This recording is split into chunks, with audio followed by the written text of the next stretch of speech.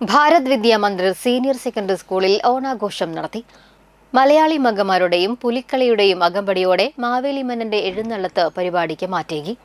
കുട്ടികൾ വീട്ടിൽ നിന്നും പ്രത്യേകം തയ്യാറാക്കി കൊണ്ടുവന്ന ഓണസദ്യ ക്ലാസുകളിൽ പങ്കിട്ട് വിളമ്പിയാണ് നന്മയുടെയും സാഹോദര്യത്തിന്റെയും ഓണം ആഘോഷിച്ചത്.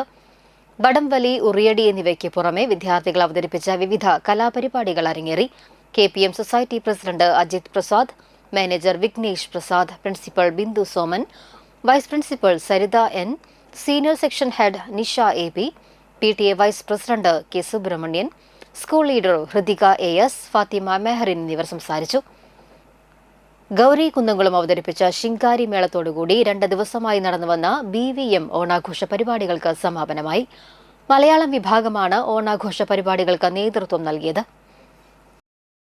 നമുക്കറിയാം, പല സ്കൂളുകളിലും ഇന്നലെ വളരെ വിജയകരമായി ഈ ഓണാഘോഷം നടത്തിക്കഴിഞ്ഞു. നമ്മുടെ മക്കൾക്ക് ഏറ്റവും കൂടുതൽ സന്തോഷിക്കുന്ന ഒരു ദിവസമാണെന്ന് നിങ്ങളെല്ലാവരും അതിൻ്റെതായ രീതിയിൽ മാത്രം ആഘോഷിക്കുക. അതിന് മറന്ന് ഒന്നും തന്നെ ഇവിടെ നടത്തരുത്. നമ്മളെല്ലാവരും ഒറ്റക്കെട്ടായതുകൊണ്ട് ഈ ദിവസം ആഘോഷിക്കണമെന്ന് ഒരിക്കൽ കൂടി ഞാൻ പറയുന്നു.